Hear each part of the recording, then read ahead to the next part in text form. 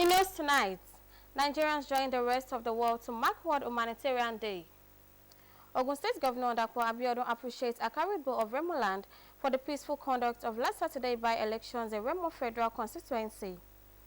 The General Manager, Nta Ijebu Ode, pays a sympathy visit to Nta Ijebu Ode following a recent burglary incident at the station.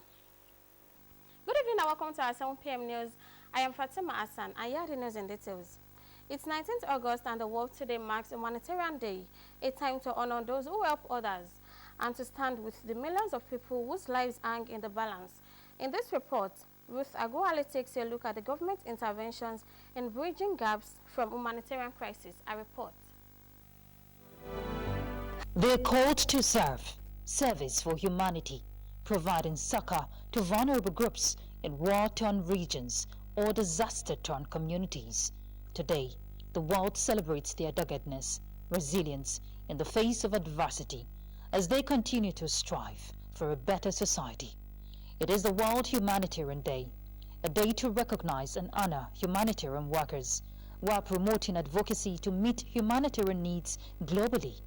For Nigeria, the growing concern for displacement that continues to breed as a result of natural and man-made disasters continues to wreak havoc across communities, poses concern for the humanitarian actors. Nigeria is bleeding, particularly in this area of displacement. For a country to have 6.7 Nigerians being displaced, you know that the magnitude is alarming.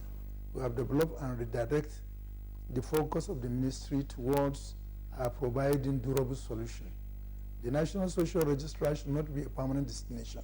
So also our IDP camps should not be where people remain there permanently. People staying in camp for more than 10 years, I don't think is acceptable. This year's message on strengthening global solidarity and empowering local communities is a call to action for nations to adopt global approach by empowering communities to become self-reliant and build resilience, and the federal government, through the Ministry of Humanitarian Affairs and Poverty Reduction, are taking deliberate steps to empower vulnerable groups through its diverse initiatives from skills to grants. To ensure that one, there is emergency intervention fund that Mr. President granted approval to augment what is currently ongoing, to also work with the international community like the European Union. In the next few days, we are going to reach out to almost 2,199,000 Nigerians with a rapid cash transfer that will be to the tune of almost 54 billion through the National Social Investment Program Agency, the NSPA, through our government enterprises and empowerment program. We are going to reach about 21,000 Nigerians who are going to be engaged during the dry season farming. They will be given a soft loan that is collateral free. As the world celebrates this day, it is a call to action to protect those who really matters, who put their lives on the line. And for those who will be at the brunt, it is a time for all to act for humanity. In Abuja, Ruth Aguale, NTA News. Ogun State Governor Nta Ijebu Ode has visited the Akari Bill and paramount ruler of Remo land, Babatunde Ajayi, to appreciate him for the peaceful conduct of citizens of Remo land during the last Saturday by-election in Remo Federal Constituency. Governor Abiodun promised to continue to prioritize the welfare and well-being of the people of the state in accordance with the renewed hope agenda of President Bola Ahmed Tinubu. Yemidale more completes the report. The visit, according to the governor, was to present the House of Representatives member-elect Adeshola Elegbeji to the monarch and to appreciate him for his fatherly support before and during the election. Governor Abiodun, while describing the turnout of the Saturday's by-election as unprecedented, assured that he will continue to prioritize the welfare and well-being of the people of the state in line with the renewed hope agenda of President Bola Ahmed Tinubu. Governor Abiodun and the lawmaker-elect promised to deliver more dividends of democracy to the federal constituency and across the state. It's obvious from how you continue to ensure that development spreading across Ramadan and the peace that we enjoy in Ramadan today, particularly Shagamu. Akarigbo and paramount ruler of Remoland, Oba Babatunde Ajayi, advised the ruling party, All Progressive Congress (APC), to be magnanimous in victory and extend hands of fellowship to the opposition parties. The monarch praised the contributions of the governor to the socio-economic development of the state. You are a proud son, and you don't expect to. I keep saying it. You've been one of the fairest governors that we've had in the state. Very, very fair. Equal, the development is being fair, even and just. But the quality of what we have got today, Remo, even though we already have someone, I think it's unprecedented. It's unprecedented history of The governor was accompanied to the palace of the revered traditional ruler by the newly elected member of the House of Representatives, Adeshola Elegbeji, members of the State Executive Council, as well as some party chieftains. In Abeokuta, Yemi Dalemo, NTA News. Ogun State government has announced Wednesday, August 20th, 2025 as a public holiday to commemorate the annual Nta Ijebu Ode celebration. August 20th was formally declared a public holiday in 2023, following a motion passed by the Ogun State House of Assembly and the concurrent approval of Governor Dapo Abiodun. The day is set aside to celebrate Yoruba religion and traditions. In a statement by the Special Advisor to the Governor on Information and Strategy, Kayode Akimade, the state government said the introduction of Nta Ijebu Ode as a public holiday reflects Governor Abiodun's recognition of the vital role that Yoruba heritage and practices play in the state's identity and cultural landscape. Nta Ijebu Ode serves as an opportunity for adherents of the Yoruba religion to honor their ancestors, engage in traditional practices, and promote the values and teachings inherent in their spiritual beliefs. The celebration not only fosters a sense of community among practitioners, but also invites the broader society to appreciate and respect the rich cultural tapestry that the Yoruba tradition contributes to Nigeria, the statement concluded. The General Manager of Nta Abeokuta, Mr. Kehinde Onoda, paid a visit to the Nta station in Ijebu Ode following a recent burglary that led to the theft of vital broadcast equipment, disrupting the station's operations and raising concerns about security within the premises.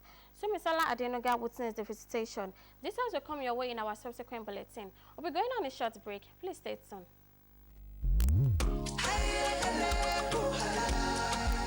Oh, what a wonderful world of SureClean detergent. Oh yes, you can have a clean and bright wash with SureClean. SureClean detergent is tough on stains, gentle on your hands, and leaves clothes smelling fresh. Oh see, for clean white and all colors, SureClean detergent makes you shine. As you spread it all, you can see the shine of SureClean brightness. Now, wear your smile with pride and nothing to hide. SureClean detergent makes your family clean and happy. SureClean detergent, happiness with every wash.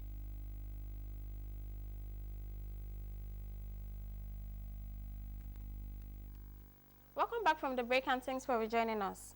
The descendants of Ushabiwa ruling house, Ijebu Ode, home and abroad, have met and agreed to form a common front in preparation to present the next Awujale of Ijebu land.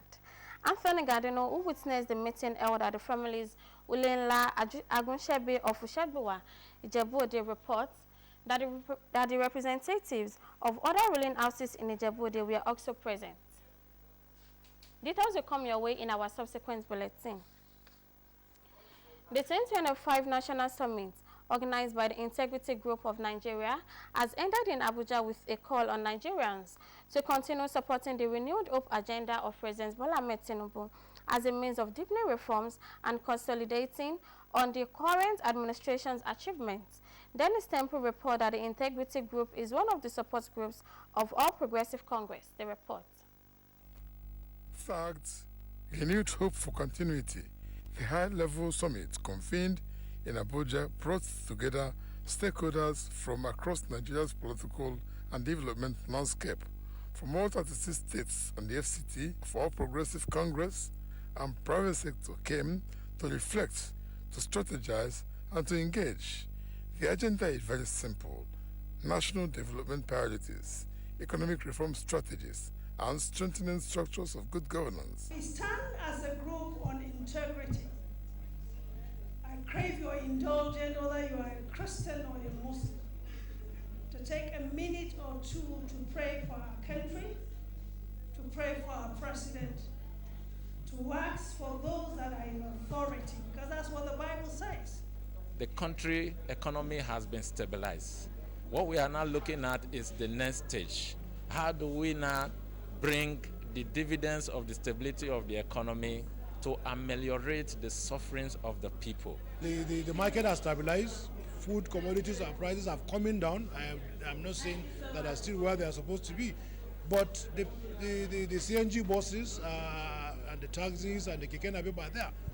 But the unfortunate thing is that instead of Nigerians to be patriotic, to help common Nigerians, when they find an opportunity, they cash out. Dr. Oke Edawani, like many at the summit, pointed to early signs of measurable progress under President Bola Ahmed Tinubu's renewed hope agenda, saying a policy framework that is still evolving is already gaining traction. The Renewed Hope Initiative is on the right direction. People in my hometown have been involved in Renewed Hope Initiative programs. Everybody is feeling the impact. Even the coppers can testify. He's bringing back hope.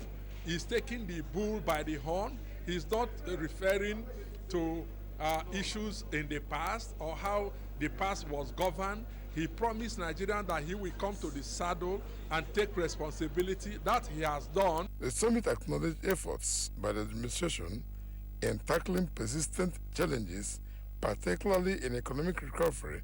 One of the key moments was the official unveiling of a summary compendium. As Nigeria continues to navigate its economic and social terrain, forums like this, they say, reflect a growing consensus that sustained reform and unified political will are essential for long-term progress. In Abuja, Dennis Temple, NTA News. Nigeria's energy transition is not just about cutting emissions. It is about creating opportunities and as part of effort to build a skilled green workforce. Multisectoral players have launched an enhanced solar energy curriculum tailored towards equipping young Nigerians with practical, industry-ready skills to support the country's broader energy transition goals. Charles Alpha has more. The demand for solar energy solutions in Nigeria is increasing rapidly. However, the supply of trained and certified personnel remains limited. This gap, coupled with an outdated energy curriculum and existing skills shortages, has necessitated the launch of an enhanced solar energy curriculum unveiled here today. This initiative aims to address the urgent need for green jobs, particularly for women and young people, starting from the secondary school level. Obsolete curriculum cannot get Nigerian youth the kind of jobs that they want to bag. It also prevents the advancement of renewable energy in Nigeria, because the development of renewable energy, just like other sectors, is highly dependent on the skill, the manpower that you have. While the Nigerian energy transition is more than just a response to climate change, this multi-sectoral gathering of the House Committee on Energy include knowledge platform of the inclusive development policies. The Ministry of Environment and Government of the Netherlands believe there cannot be renewable energy revolution without early identification and development of talents and knowledge for practical skills that meet modern demands. Renewable energy can be the bridge between our young talents and meaningful, sustainable livelihoods. By aligning the training standards, we do not only foster consistency and quality in solar education, but we also aim to create opportunities for innovation. If you put wires, you get electricity, current electricity flowing. The heat, which comes from infrared radiation, you can absorb it and harness it. This is what these two curricula have presented to us.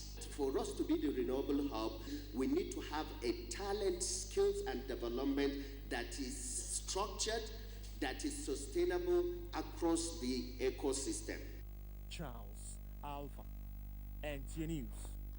Now we are for tonight on our English update. Join us tomorrow for more interesting stories and stay tuned to our broadcaster. Have a pleasant night rest.